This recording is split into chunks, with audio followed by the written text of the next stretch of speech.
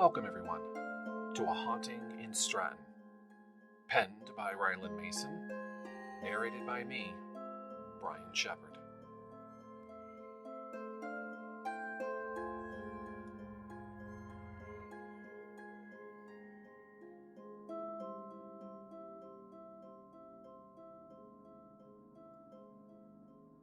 Episode 10, Answers Lie Within. A knock at the door had Ryan attempting to open his eyes. The door opened as Ryan sat up, rubbing them to refocus on his surroundings. "Good morning," Bear said as he walked over to the bed, placing a food tray in front of Ryan. A plate of fluffy French toast with pieces of fruit, coffee, and a small glass of orange juice sat on the tray, along with a side of sweet maple syrup. No doubt from one of Bear's many maple trees. Ryan wouldn't be surprised if he did his own honey. Get it? Bear? Honey? Focus. "This all looks wonderful. Thank you, but again, you didn't have to," he said as he went for the coffee first. "No problem at all. How are you feeling?" "Well, I'm definitely not tired. I slept great, thank you. Wait, did you carry me in here last night?" As the last thing he remembers was sitting on the couch. "I thought maybe you would be more comfortable in bed rather than out on the couch," Bear replied. "Dugan is coming back to pick you up and bring you home," Bear said as he could see the curious look on Ryan. "He insisted. Says he wanted to scope the place out and make sure you would be okay. I have a feeling that he's just being nosy. So, behave, and I'll see you later," he said as he bent down and kissed Ryan on the cheek, smiled, and walked out before Ryan could say anything. Mittens broke the silence by letting out a soft meow before jumping up onto the foot of the bed, tail wrapped around his front while he cleaned his face. His ride finally showed up. Sheriff Ratchet was outside, leaning on the open back door to the cruiser. "Good morning, Mr. Green. I take it you had a pleasant night," he said as Ryan still had that "my crush just kissed me" moment on his face. "Yes, thank you, although my back is somewhat bothering me. Jordan said there could be bruising. I'm seeing both later on, so maybe I could just have him take a look," he said as he got back in to the back of the cruiser once again, only to be driven just about 2 miles down the road. The weather was decent enough for him to walk. It was more than him being nosy, Ryan thought as they made their way towards his house. Dugan and him have been through a lot when it came to the murderer in town. This was protection as well. News has it, though, that the killer has been caught. Ryan was led out of the back by Dugan. All Ryan could do was scan the house, which, for the moment, seemed quiet. It was quiet yesterday as well. Look what happened. Yet he was sure that she knew he was back. Would she respond? Was another question Ryan didn't have the answer till he walked in. The house so far was just the way he left it. Clean. Ryan led Dugan in through every room on the first level, leaving the morning room last. Dining room, kitchen, library, study, the drawing room, and even the bathroom were clean, and again just the way Ryan had them before his guests arrived. Even his place in Ryland's book had been saved. The gas that Dugan let out when he opened and walked into the morning room said all he needed to say without even saying anything. The room must still be a disaster. Something he's going to have to clean up. Closing his eyes and taking a deep breath, Ryan hesitated before walking in. "I always thought this room would be a nasty puke green color, Dugan said, as Ryan walked in, only to stop dead, as this was not what it looked like from what Brian described. The room was as it was before Wilhelmina ripped it apart. It was as if it never took place. Her portrait back on the wall, the chandelier hanging from its gold chain in the middle of the ceiling, and the hutch standing tall against the wall. "I thought you said this room was torn apart by a ghost," Dugan said as he walked around, stopping to admire an oil painting of Stratton set in the autumn season. "I'm just as confused as you are, as I know what I saw and went through. Sheriff, she completely destroyed this room. Bear said she had the chandelier come crashing down. Well, at least I don't have to clean it, so I'll thank her later and leave it alone." "I swear, it's almost like you can smell the leaves that are painted in this," Dugan said, as he really did believe he was smelling the crisp autumn air the very day it was painted. Making him jump back in amazement was a single maple leaf that seemed to fly out of the painting and land on the table below. "Mr. Green?" "Yes, Sheriff?" "Your painting just spit out a leaf. Is it supposed to do that?" "At this point, Sheriff, I'm not ruling anything out," Ryan answered, as this was new. "Does that mean he really does live in the real-life Disney's Haunted Mansion, where the house is alive as well as the contents inside?" More questions, which got on Ryan's nerves. If Bear was here, maybe he would have answers. However, it's getting to the point where he might not want Bear around and risk him being hurt or even killed by that evil woman who claims the last bedroom. Oh, and the morning room as well. The sheriff at that point had seen enough. Nothing else really happened in the house to keep him here any longer than he needed to be.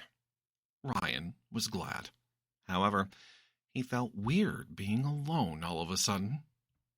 He still didn't understand how that room looked like nothing happened. Was it a ruse? A mind trick that she played to make it seem like it really happened? And for what? Because she didn't like what she was hearing? A poor excuse, he thought, as he showered and changed in the meantime while he waited for Bear to pick him up. Ryan decided he would wait outside.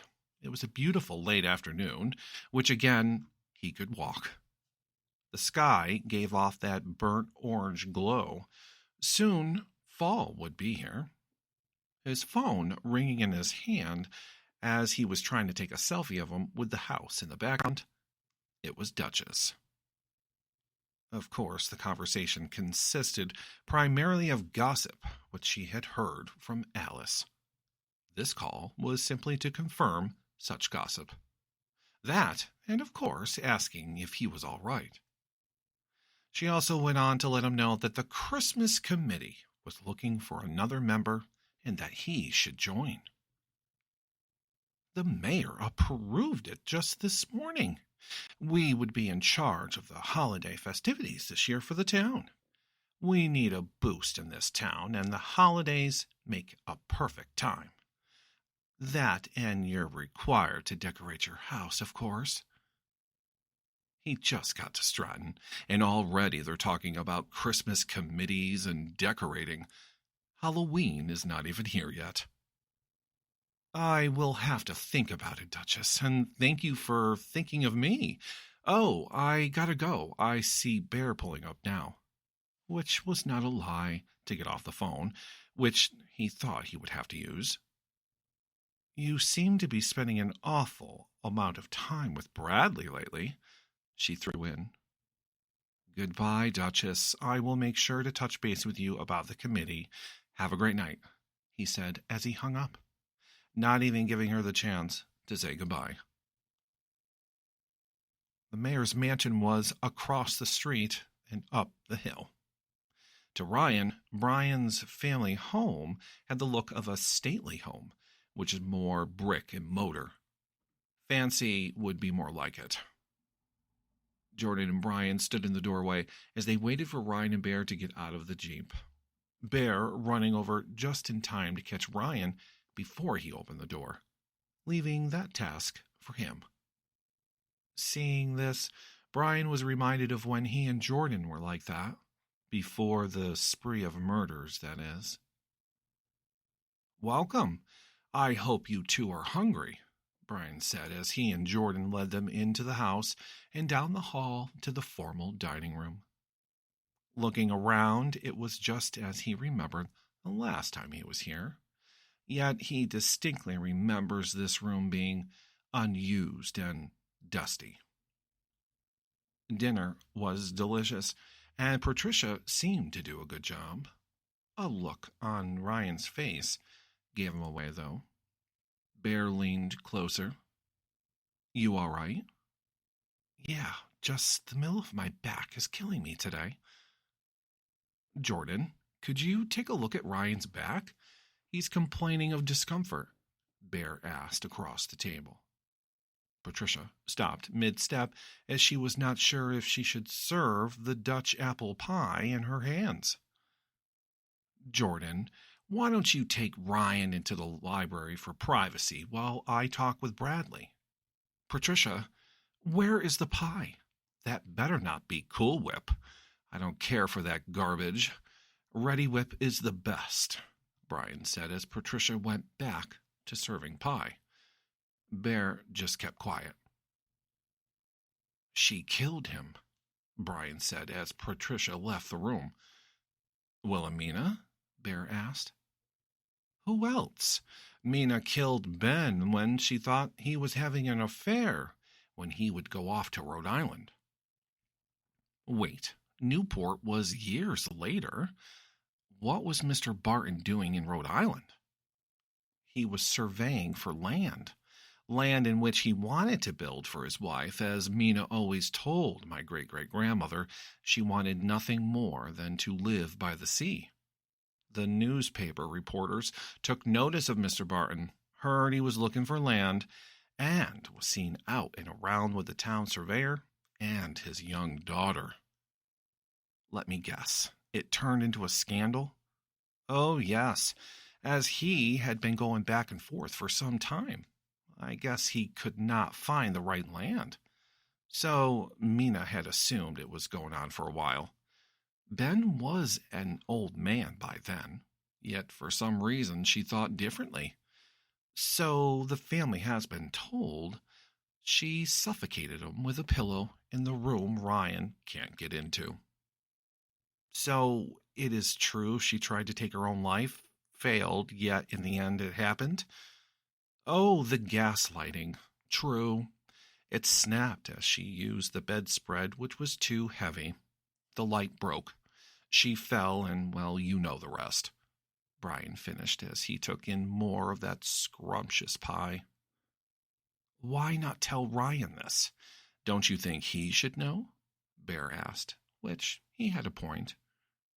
"That's your job, Bear." "Why does he call you Bear anyway?"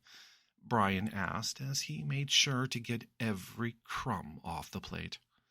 That, and he was deflecting. Just like a politician, Bear thought. "Would you like another slice of pie, Mayor?" "Don't sass me, mister. We may be the same age, but I'm also your friend. I worry about him, so that is why I told you." "He has claw marks on his back," Jordan said as he and Ryan returned from the library. Patricia pauses once again while grabbing the dirty plates. Bear was quick to investigate this, trying to look Ryan over for himself. "I'm fine. Jordan has cleaned it and bandaged me up. I feel much better," Ryan said as Bear pulled out the chair for him. "Patricia, we'll need some more pie out here. Hell, bring it all out." "What about the cheesecake, sir? Do you still want that as well?" everyone stopped eating. Patricia, my dear, you should have started with the cheesecake. Remove the pie. We need cheesecake, and pronto. Start the coffee as well. Laughs and smiles all around, as the conversation was better with cheesecake. Ryan knew that if he wanted answers, then he would have to start back at the cemetery, inside the Barton mausoleum. Below the chatter of conversation, and in the basement, there is a door. A door that was found during the mayor's ball. This door was sealed shut for a reason. That door is no longer sealed, and is slowly opening without anyone even noticing.